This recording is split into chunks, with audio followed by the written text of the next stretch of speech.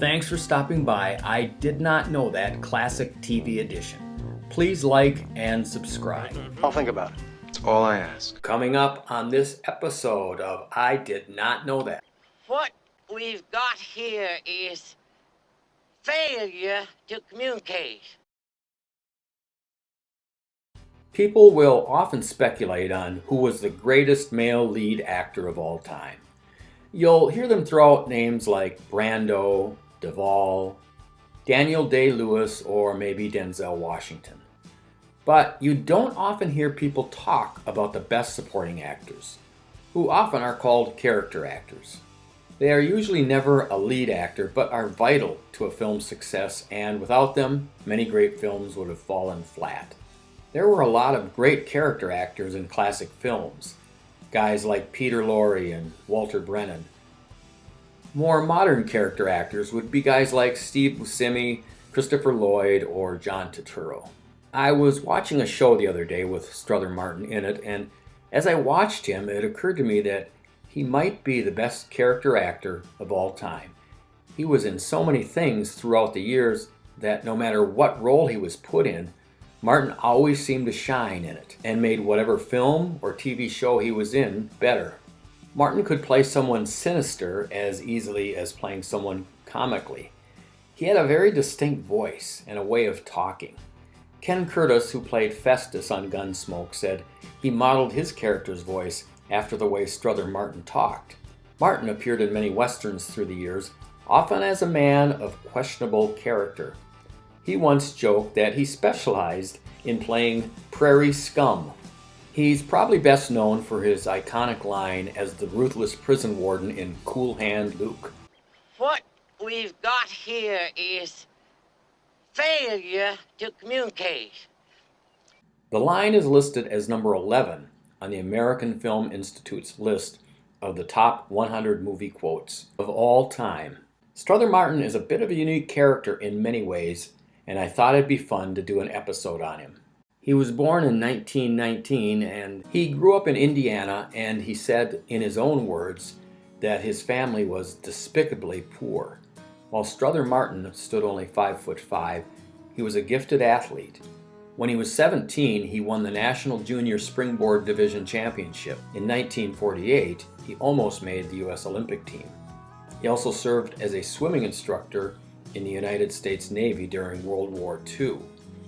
He moved out to California to become an actor and soon began supporting himself by giving swimming lessons to the children of Charlie Chaplin and others. Some of his first parts were in scenes where they needed swimmers.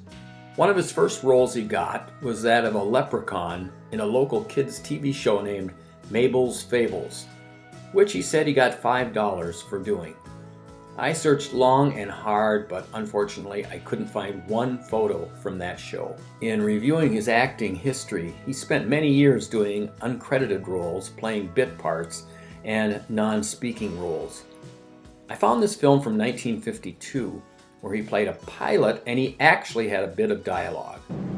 What does he mean engines might quit?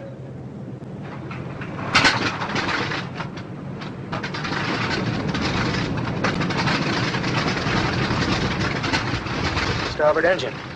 Tell him we're coming back. Hope your engines will make it. Good luck. Over and out. Take over. Good thing we're not over the Rockies. 4 years and many parts later, he got a little more screen time in the TV show Lassie, when he played a neighbor whose chickens were being attacked by some varmint. It's more than that. In the last week, there's been 2 lambs killed, and a bull calf hurt so bad he couldn't be saved. I'll bet it's a wolf. No, it ain't a wolf. Seems to kill just for the love of killing. I can't prove it, but I'm guessing that this role that he had in an episode from a TV series called Playhouse 90 in 1958 called A Bitter Heritage was Martin's big break. He didn't have a real large part in this, but he played it to the hilt as a rather mean and sadistic character. Hey, what are you laughing at? I don't like you. I never liked you from the first moment I ever laid eyes on your face. Oh? Well, why don't you shoot me too?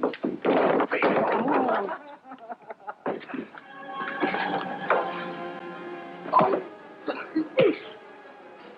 Make a move. Go ahead. I take one of your eyes there. I'm sure his ability to play this type of role might have opened the eyes of some directors and producers, but it also probably was the beginning of being typecast, as Strother Martin had said, as playing prairie scum. The next year he got a decent role in a Disney film called The Shaggy Dog, and then in a John Wayne film called The Horse Soldiers. Wayne must have liked him because after that he appeared in 5 more John Wayne films.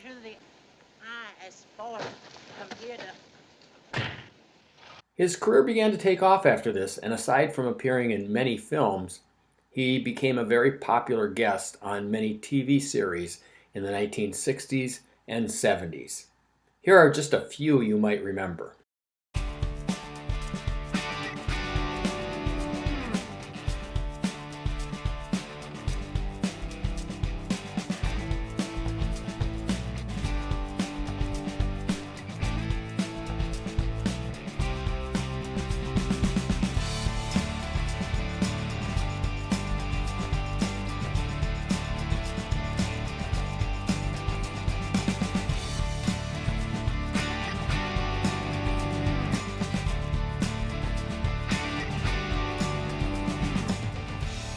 In 1962, he appeared with John Wayne, Lee Marvin, and Jimmy Stewart in The Man Who Shot Liberty Valance, in one of his most memorable roles as Marvin's sidekick.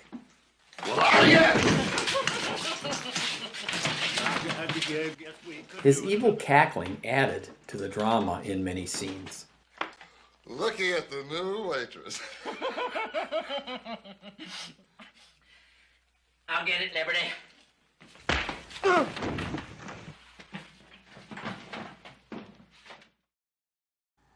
In 1967, he appeared with Paul Newman in Cool Hand Luke, where he got to say his most famous line.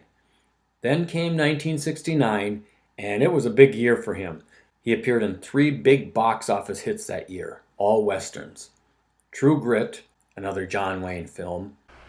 Do you know Marshal Rooster Cogburn? Most people around here have heard of Rooster Cogburn, and some people live to regret it. I would not be surprised to learn that he's a relative of yours. Will you Butch Cassidy in the Sundance Kid. Out? Well, we're just trying to start an ambush, Mr. Garris. Moron. I've got morons on my team. Nobody is going to rob us going down the mountain. We have got no money going down the mountain. When we have got the money on the way back, then you can sweat. And The Wild Bunch.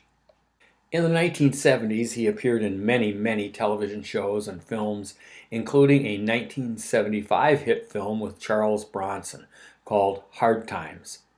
Bronson played a fighter, and Martin played his cut man. I have a weakness for opium.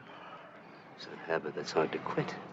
Some are born to fail, others have it thrust upon them. But I assume you realize that the blood of the fabled Edgar Allan courses through my veins. No, but it sure sounds like I'm going to hear about it. Yes. In 1980, he was invited to host Saturday Night Live. In one skit, he ran a strict boarding school for kids where the students were not allowed to speak anything but French. Strother Martin was portraying a character similar to his prison warden role in Cool Hand Luke, and again got to say his famous line. What we got here is failure to communicate bilingually. In another segment, he portrayed a man who was dying and who videotapes his last wishes to his family. He dies at the end of the recording. I'm glad we had this time together. Sadly, he died of a heart attack just a few months after that episode aired. He was only 61. In real life, Strother Martin was said to be a very gentle man, married to the same woman all his life, and who loved to garden and listen to classical music. Was Strother Martin the best character actor ever? Well, that's a matter of opinion, but he sure was an interesting actor to watch. In 1978, just 2 years before he passed away, he appeared in a Steve Martin special called Steve Martin, a Wild and Crazy Guy. We'll end this episode with a silly clip from that show where Steve Martin tells Strother Martin that he's settling down and that his days of wild turtle riding are over. The way he wants. So long, Herb. Remember me, huh? So long, crazy guy. Wild crazy guy. So do you have a favorite character actor? If you do, why don't you tell us about it below? Hey, thanks for stopping by my channel.